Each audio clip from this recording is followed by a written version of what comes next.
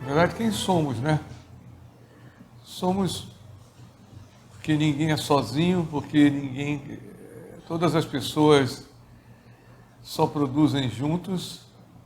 Eu acredito muito no nós fazemos, nós realizamos.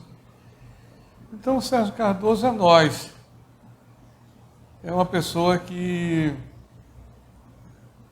respeita muito o próximo, o colega de trabalho, que gosta de trabalhar com pessoas, por isso fez uma opção muito séria sobre o teatro, posteriormente sobre o cinema, que eu passei a gravar, passei a produzir minhas peças de teatro, né?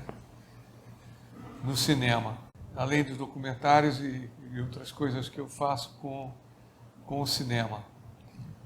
Mas é isso. É um cidadão da comunidade, um cidadão comunitário, um cidadão que vive e trabalha junto com os artistas, com os colegas, que ouve muito as pessoas, está realmente ao lado das pessoas.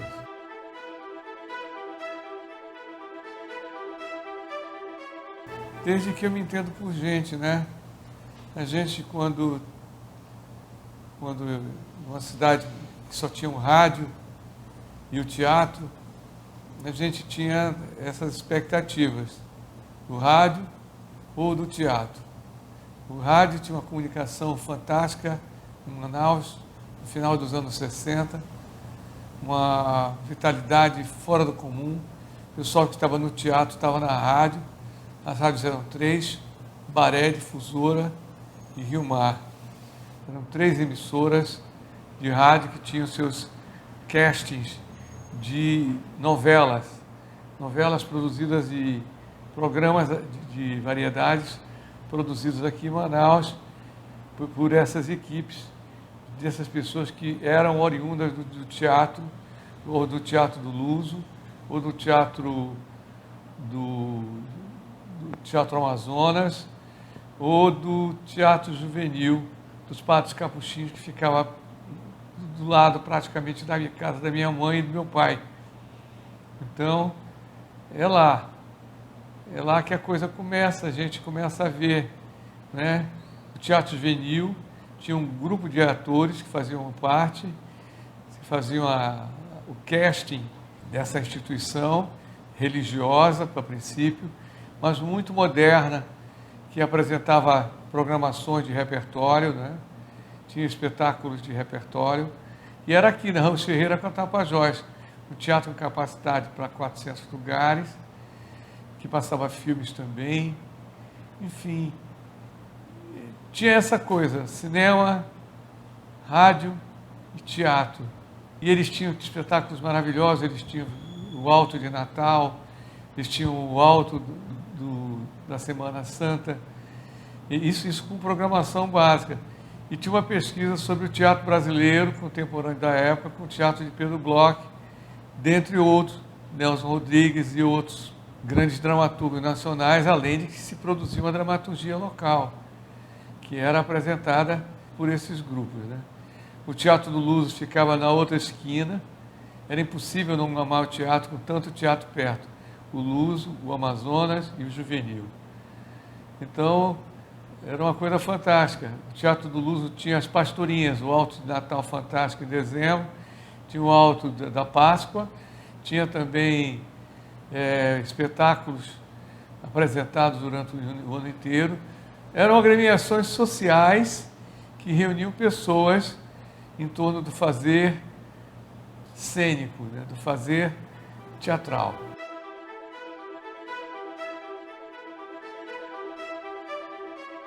E eu começo a minha primeira peça de teatro assim, a ser encenada para valer, foi no Teatro Escola do Colégio Nossa Senhora Auxiliadora. Chamava-se Razões de Tudo Um Pouco, que era uma colagem produzida pelo Armando Lauro Rosas. Depois ele fez uma peça que era socioeducativa, que era sobre o vestibular, que se chamava Vestiblefar, que era sobre a grande competição social que o vestibular representava. Aí eu não parei mais de escrever, de buscar escrever peças, e o que é mais importante, estar ao lado da juventude que buscava expressar-se através do teatro. Né?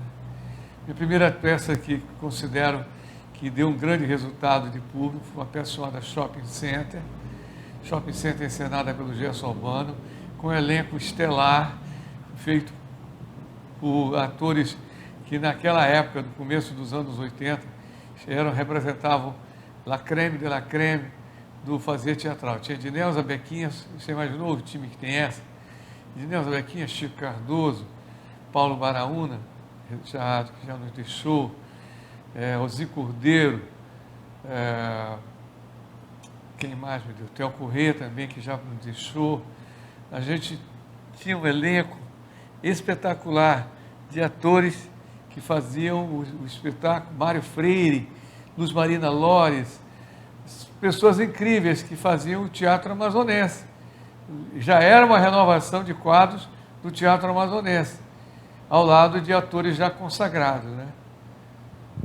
Depois do Shopping Center, passou-se um período, eu dirigi um espetáculo chamado Ambrosia e o Fantasma da Arte.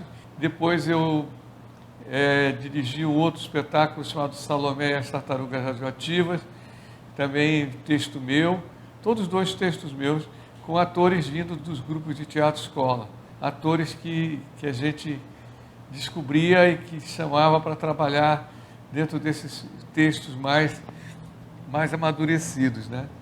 E eles vinham e eram muito bacanas, os resultados foram muito interessantes. O Fantasma da Arte tinha no elenco Gê Sadinho, Rebelo Júnior, um grupo de atores espetacular, de jovens que vinham para esse novo salto, além do teatro estudantil, que era de um teatro mais amadurecido.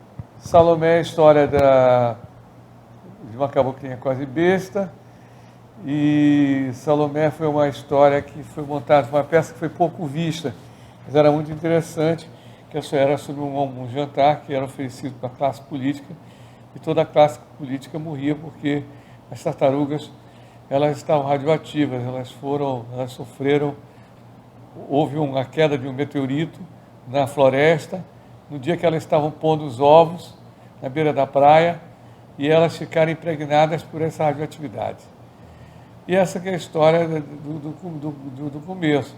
Depois, em 92, Chico Cardoso, Norma Araújo, Amar Guzmão fizeram Carmen de Lazone, a primeira versão, que foi muito interessante essa primeira versão.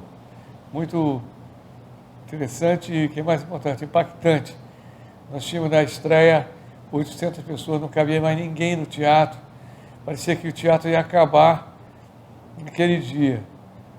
Mas foi um espetáculo muito bonito, que era a história de uma mulher moradora de rua, e ela fazia as reflexões, a crônica aberta sobre a cidade de Manaus.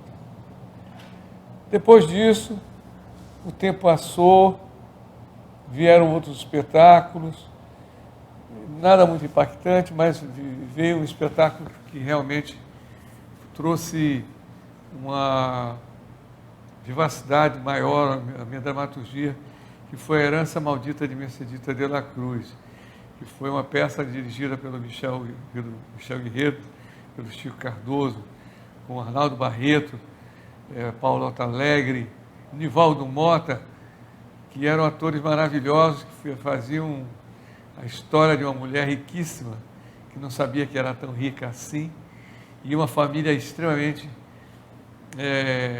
predadora, uma família que praticava autofagia entre si, né? Muito interessante. Essa peça até hoje está em cartaz, quando os atores sentem saudade, eles reapresentam essa peça. Essa peça é uma comédia engraçada. O Michel já não cabe mais no vestido da Jéssica Cristelli. Minhas peças são comédias muito engraçadas. Elas têm uma coisa, é o humor. Eu faço peça para o público rir. Se não fosse assim, não teria porquê. Rir e refletir. Rir é uma maneira muito interessante de se pronunciar, de se colocar diante do mundo. Mas, finalmente, representamos Carmen Delazzoni, uma versão moderna, com a Eliésia de Barros, que foi um escândalo essa encenação, direção da Norma Araújo, com a Eliésia de Barros, já disse, não é? Paulo Otalegre, tinha também a Julinha Soltello, Arailson Veiga, que era o produtor do espetáculo, que lutou para que a peça saísse. Foi muito engraçada essa montagem, e muito instigante, e muito erótica também. É uma peça que lotava o teatro, ainda lota o teatro toda vez que vai. O pessoal tem a curiosidade, quem não viu, quer ver. É uma outra história. Meus espetáculos sempre marcaram pela presença do público. O público é fundamental para mim.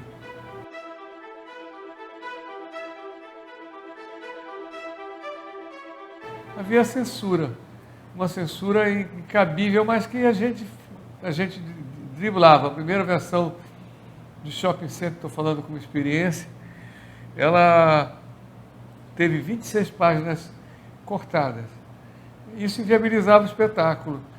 Na hora de encenar, nós não sabíamos se entrávamos em cena. E disse, olha, vamos entrar em cena com as 26 páginas cortadas e vamos ver o que vai ser, o que vai dar, né? E o que vai dar esse espetáculo e tudo mais. O fato é que que foi um espetáculo muito bonito, a censura estava presente, não fez absolutamente nada, não nos comunicou nada. Já era também o momento que o Brasil estava se liberando. Mas era difícil. A censura ela era difícil de você lidar, porque era incabível você estar com o espetáculo montado e receber as tesouradas. O teatro amazonense resistiu, como o teatro no Brasil resistiu bravamente. O teatro da resistência era o teatro do TESC, nos anos 60 e 70. O teatro do TESC, que é o Teatro Experimental do SESC, ficava lá na Henrique Martins, que era formado por um grupo de elite, eu chamava de grupo de elite de teatro, que eles tinham essa preocupação com a censura, em apresentar uma série de espetáculos dirigidos pelo grande dramaturgo, também acadêmico de letras, que é o Márcio Souza, e também o Aldísio Figueira, que é outro acadêmico também. Essa academia ela é povoada de acadêmicos, escritores, dramaturgos, né? Zé Maria Pinto, Papai Cumpriu Sua Missão, e Nós Medé e outros espetáculos. E Márcio Souza consagrado nacionalmente e internacionalmente com espetáculos maravilhosos.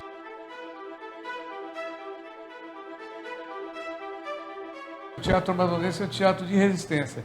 É um teatro que agora se sedimenta com maior franqueza, com maior fortaleza, a partir do momento que você tem um curso superior de teatro.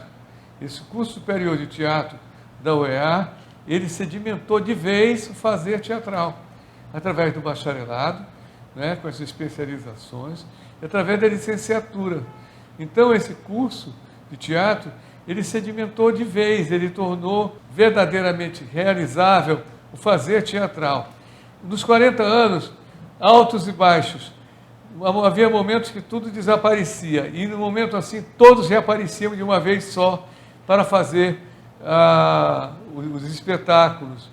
Nós somos um grupo social que se autoanima, se coanima no fazer teatral, se coanima. Um anima o outro a fazer espetáculos, gera-se um sentimento de coempreendedorismo. E aí, nisso, o movimento, se você disser que vai ter festival, que vai haver um evento, que vai haver a participação, uma mostra, garanto que várias pessoas vão se juntar, seja a partir da UEA, seja a partir da comunidade. Vai haver movimentação da sociedade e participação dos grupos de teatro, né?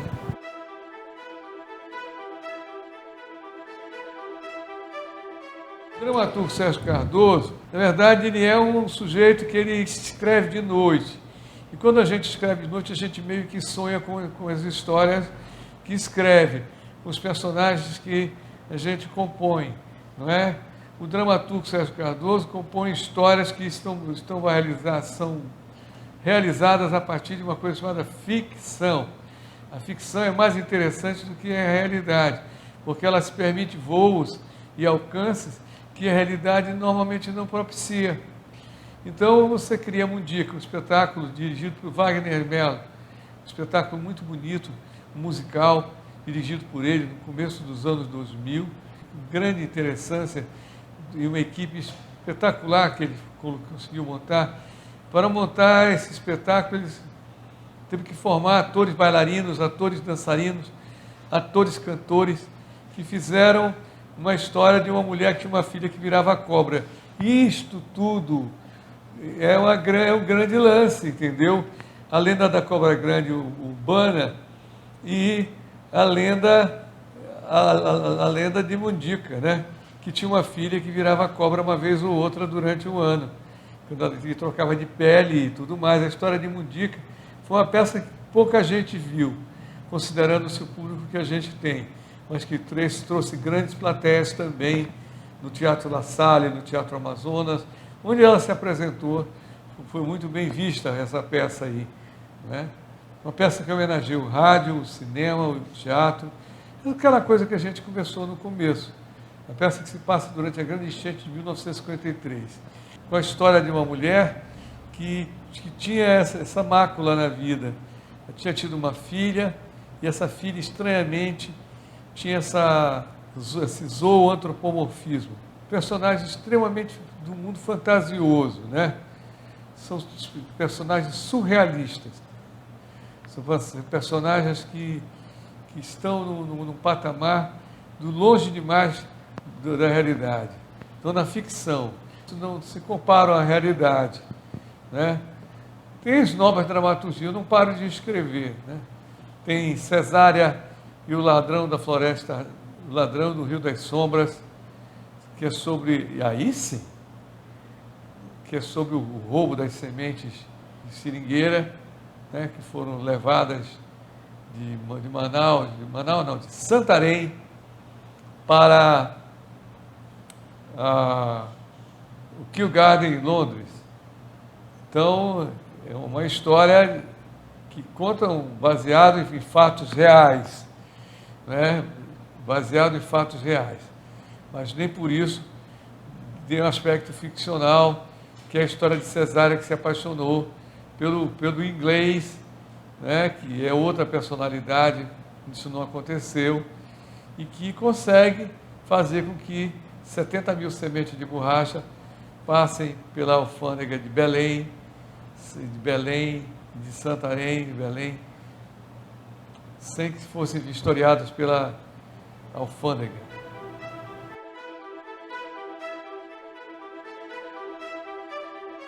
Olha, todas são boas, todas as dramaturgias são importantíssimas. Todas elas são interessantes, todas elas formam um encadeamento de ideias, um encadeamento de pensamento. Eu falei agora da Cesária, vou falar agora de My Funny Valentine, que é uma história de duas mulheres gêmeas e o período terrível que houve da economia amazonense para suprir o fim da era da borracha, que foi a era do couro, que é quando se mata a fauna amazônica, fauna amazonense, para se produzir couro, para fazer sapato, cinto, utensílios de couro na China, na América, nos povos. Então, essa é uma história de duas mulheres que se odeiam, gêmeas, que são iguais e que têm o nome de Valentina e Valentine. Eu acho que sem diretor, sem ator, sem essas entregas, sem essas generosidades, não adiantava ter 500 dramaturgias escritas e que não se faria absolutamente nada. Constância, agora vocês fizeram a leitura de Constância, que é uma homenagem ao rádio brasileiro e ao rádio amazonense, não é?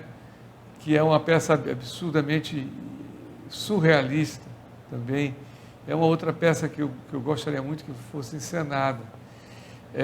Marie Laguerre, A Guerra Imaginária de Lazone, que eu passei para o cinema.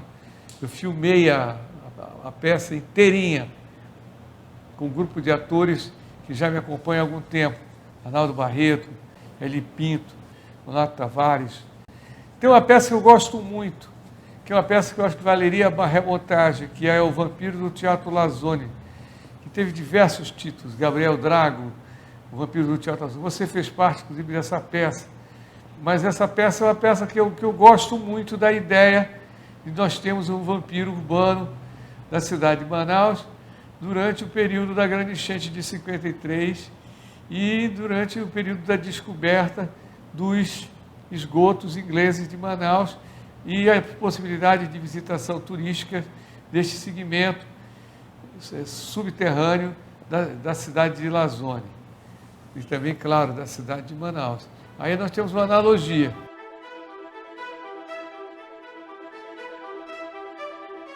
O Temporadão de Teatro apresentou 38 espetáculos, 38, e apresentou um público de quase 40 mil pessoas durante esse período. E as pessoas, tinha de tudo, tinha do teatro infantil ao teatro Luiz Cabral, teatro Américo Alvarez, todos os teatros já foram usados e apresentados num circuito interessante o tempo todo. Esses teatros eram todos utilizados ao mesmo tempo no circuito de exibição, muito interessante. Havia um circuito de exibição teatral em Manaus. Depois, parecia que virou moda o desfazimento de todo esse trabalho.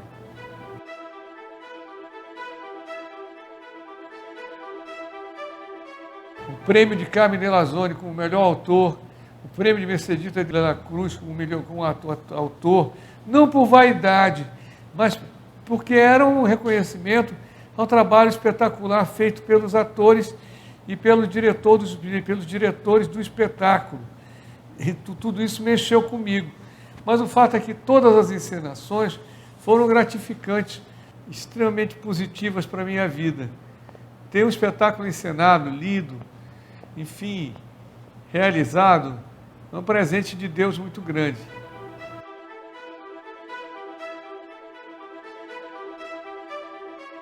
No dia 17 de março de 1990, o Plano Collor já havia sido deflagrado e todas as poupanças do Brasil haviam sido confiscadas e todas as contas correntes confiscadas e havia um clima de terror econômico no Brasil. Mas no dia 17, o Teatro Amazonas era reaberto ao público com a presença das principais autoridades e havia um diretor do Rio de Janeiro, que eu não vou citar o nome, e que ele achou por bem não convidar a classe artística, desconsiderar a classe artística de participar da reabertura do Teatro Amazonas, que era a reabertura com a cantata, não era nem a ópera, Carmen de Bizet. Então, os atores foram para frente, fizeram protestos, a polícia interveio no meio da situação, com cachorro, com cães, né, cavalos e tal. O pessoal respondeu com pedras. Eu estava lá e nesse dia eu entrei, eu consegui fugir, juntamente com um pequeno grupo de atores, para o rumo de uma área que hoje tem o African House. No meu carro, uma senhora gritava pedindo socorro, minha filha foi atingida por uma pedra, foi atingida, e aí foi um negócio que eu passei a noite escrevendo a história de Carmen de Lazone.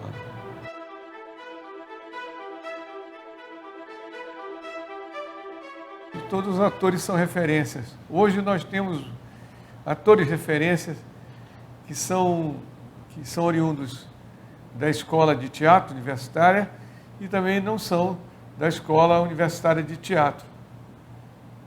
Entendeu? São os artistas da comunidade e tudo mais.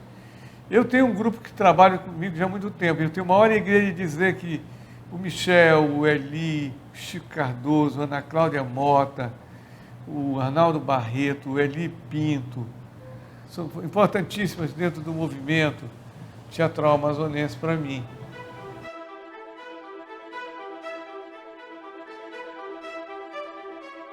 Eu fui fazer uma visita ao prédio do ISER, que é hoje o Teatro da Instalação, e eu disse, fui verificar uns quadros que tinham lá do Moacir Andrade, e eu estava com o artista Jair Jaquimon fazendo fotografias e registrando os quadros e tal, e depois iriam para a Pinacoteca, iriam compor o acervo da Pinacoteca do Estado.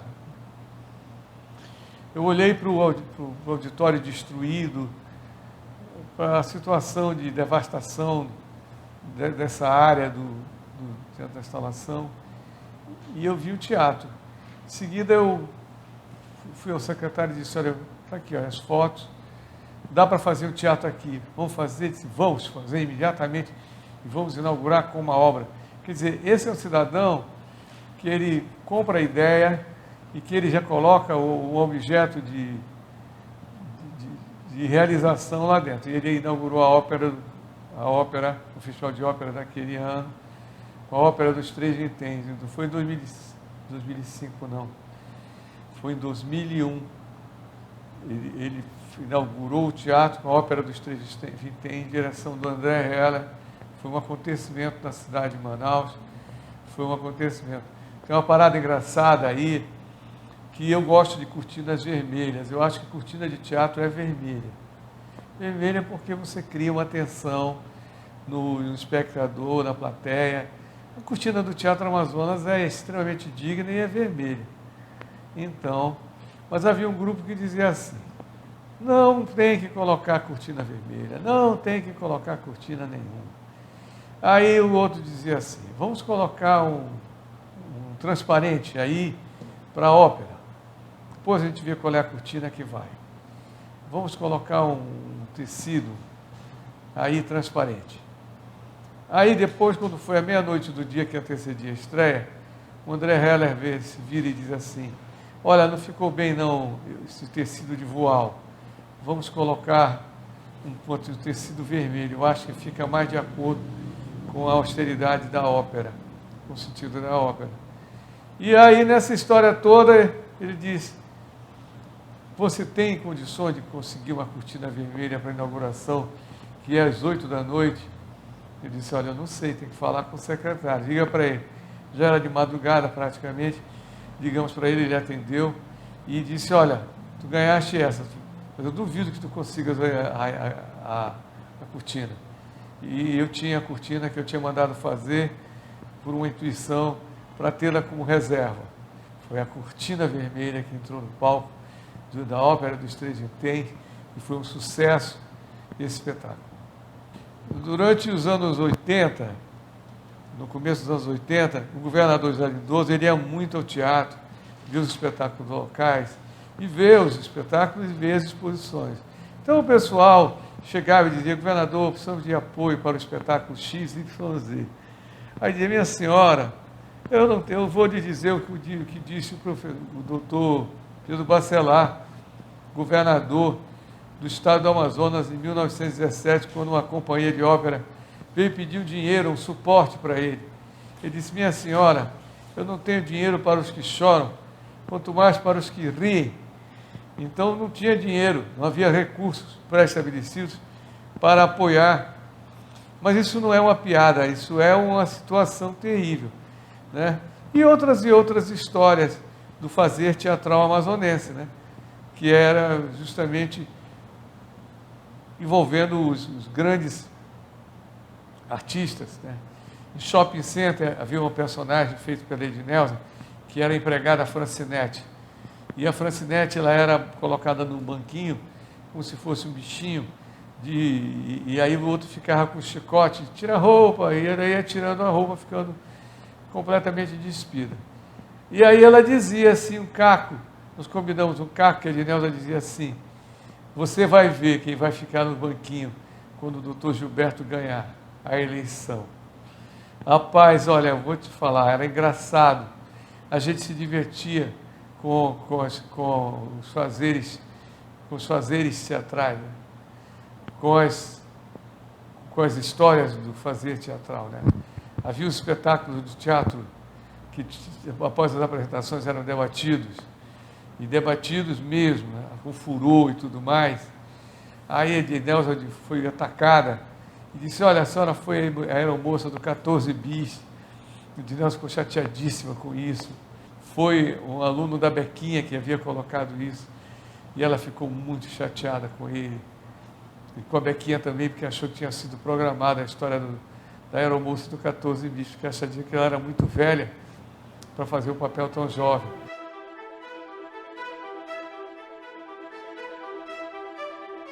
Eu, como artista plástico, eu fiz um trabalho de reflexão crítica sobre a Zona Franca de Manaus, sobre os períodos críticos sociais da cidade de Manaus. Fiz todo um trabalho nesse sentido, né? Tudo na vida. As peças de teatro, todas elas eram reflexão crítica sobre a vida, sobre as situações psicossociais amazonenses, né? Fiz uma obra toda voltada para o Amazonas, toda para a Amazônia.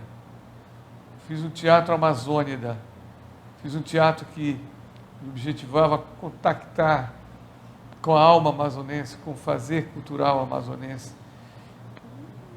Essa essa é até hoje, enquanto eu puder escrever e participar e de conseguir despertar interesse pelos textos que escrevo. Eu adoraria que meus textos continuassem sendo encenados pelos amazonenses também.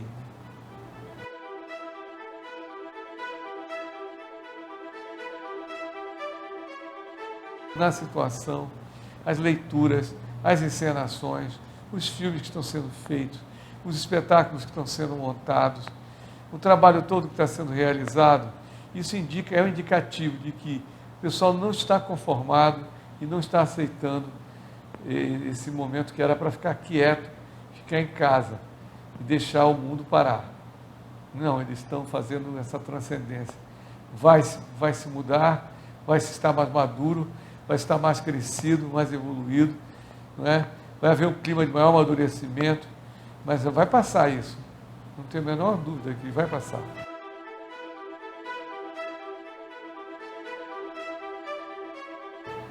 Na verdade, diversas. Eu fui secretário de Cultura durante um período muito curto, superintendente cultural do Estado do Amazonas, corresponde só hoje. Mas eu nunca disse que isso era o mais difícil, que a falta de recursos era o mais difícil. Eu sempre procurei trabalhar junto com as pessoas e trabalhar junto com os administradores superiores, né, para a gente somar e montar e fazer a Casa da Cultura, o Teatro André Araújo, o Teatro Américo Alvarez, que foram feitos em condições terríveis, condições imponderavelmente difíceis, né? E depois, posteriormente, fazendo suporte para outros secretários e para o secretário Roberto Braga especificamente, no sentido de fazer com que os outros teatros e os outros espaços acontecessem. Tudo isso num trabalho de várias mãos. Só existe uma palavra que realiza: nós. Nós realizamos, nós fazemos, nós estamos juntos, nós concretizamos. Isso que eu entendo. Não existe esse negócio de eu, coisa nenhuma. Existe o nós, é isso que importa.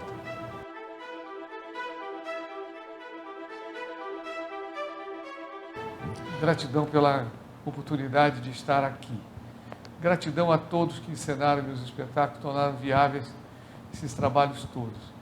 Muito obrigado mesmo por tudo. Minha palavra da vida é gratidão.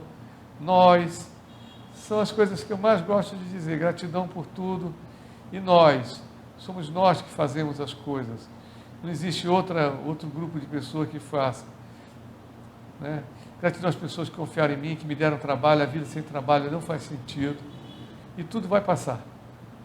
E tudo será melhor, não tenho a menor dúvida.